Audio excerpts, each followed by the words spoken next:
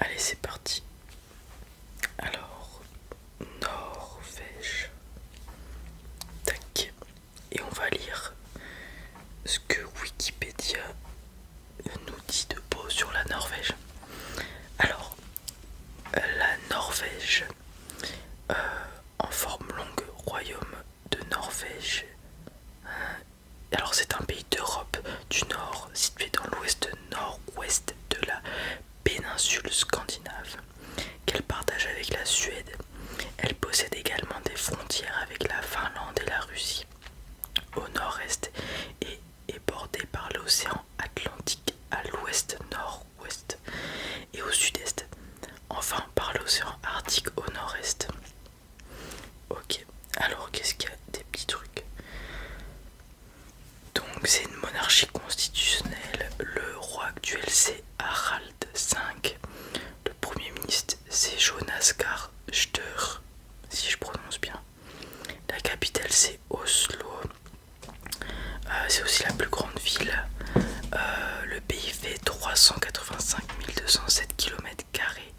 Il est classé 60e en termes de grandeur.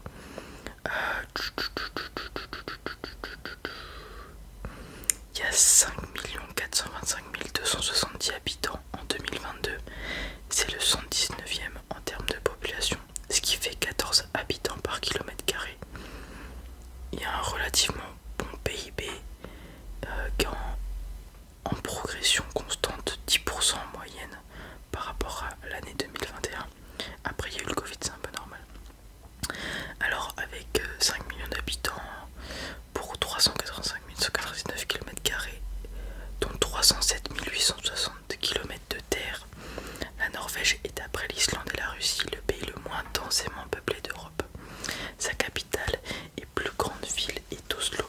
La Norvège possède pour langue officielle deux formes du norvégien, le bokmål et le nynorsk, et pour monnaie la couronne norvégienne. Le pays compte deux territoires insulaires arctiques, l'archipel de Svalbard et l'île Jan Mayen. Par ailleurs, il possède une dépendance externe dans l'hémisphère sud, l'île Bouvet dans l'Atlantique Sud. L'île Pierre Ier et la terre de la reine Maud en Antarctique sont revendiquées par la Norvège, mais ces revendications ne sont pas reconnues internationalement. Après la Seconde Guerre mondiale, la Norvège a connu une expansion économique très rapide et compte aujourd'hui parmi les pays les plus riches du monde, avec une politique sociale très développée. D'ailleurs, je crois bien que la Norvège fait partie du top 10 des pays les plus heureux au monde. Et il y a dans ce top 10, je crois qu'il y en a pas mal qui font partie des pays nordiques, tels le Danemark, la Suède, etc. Donc il fait froid là-bas peut-être, mais les gens ils sont heureux. Donc en vrai, il faudrait peut-être aller penser à s'inspirer d'eux. Le progrès économique s'explique en partie par la découverte et le développement de grandes réserves de pétrole et de gaz naturel sur sa côte. Depuis plusieurs décennies, la Norvège est classée première sur l'indice de développement humain IDH, inégalité ajustée y compris, et est également considérée comme le pays le plus démocratique au monde, avec un indice de démocratie de 9,87 en 2018, selon le groupe de presse britannique The Economist Group. Et ben dis donc, elle a aussi été déclarée pays le plus pacifique du monde en 2007 par le Global Peace Index. Il faut vraiment s'inspirer de la Norvège. Elle est membre fondateur de l'OTAN. En matière sportive, la Norvège est la meilleure nation aux Jeux Olympiques d'hiver, que ses athlètes dominent depuis la première édition en 1924, comptant au total plus de médailles d'or, 148, et de podiums 405 que tous les autres pays participants. Et bah, incroyable. On va aller voir ce que ça nous dit sur la capitale, Oslo. Alors Oslo, c'est ici. Alors c'est la capitale de la Norvège. La ville s'est appelée Christiania de 1624 à 1924, selon l'ancienne graphie latine héritée du danois, ou communément Christiana en dano-norvégien. La différence entre les deux Christiania, c'est qu'il y en a un c'est CH et l'autre c'est K. Le 1er janvier 1925, elle a officiellement repris le nom d'un modeste faubourg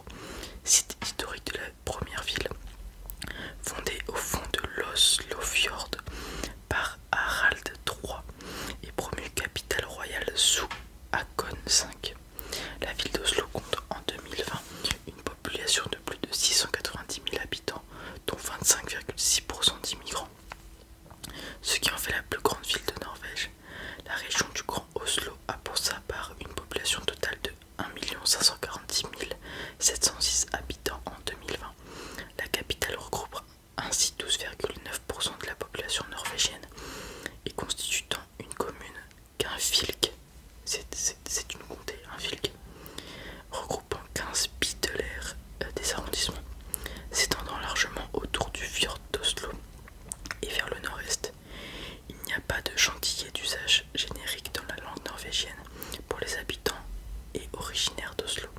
Sur le modèle de Tokyo, on parle parfois d'osloïde en français, voire très récemment d'oslovien. En norvégien, le terme admis est Oslo-borger, dont la traduction littérale en français est citoyen d'Oslo.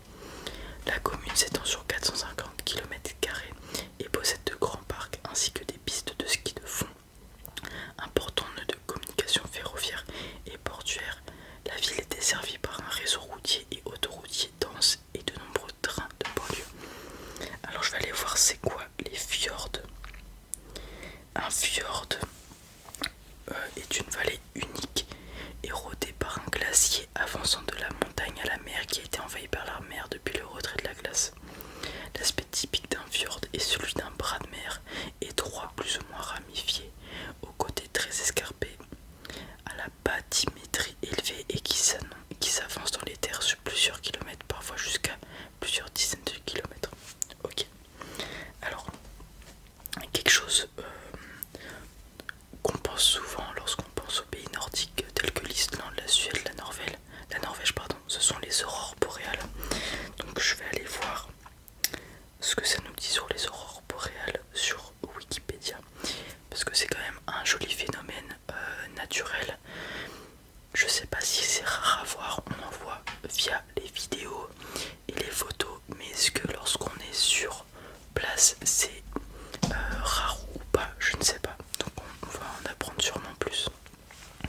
Une aurore polaire, également appelée aurore boréale dans l'hémisphère nord et aurore australe dans l'hémisphère sud, autrefois lumière du nord, est un phénomène lumineux atmosphérique caractérisé par des voiles extrêmement colorées dans le ciel nocturne, le vert étant prédominant. D'accord. Provoqué par l'interaction entre les particules chargées du vent solaire et la haute atmosphère, les aurores se produisent principalement dans les régions proches des pôles magnétiques, dans une zone annulaire justement appelée zone aurorale, entre 65 et 75 degrés de latitude. En cas d'activité magnétique solaire intense, l'arc auroral s'étend et commence à envahir des zones beaucoup plus proches de l'équateur. L'aurore polaire due à l'éruption solaire de 1859 est descendue jusqu'à Honolulu et jusqu'à Singapour en septembre 1909, atteignant ainsi l'équateur terrestre. Donc en fait, théoriquement, on peut voir des aurores,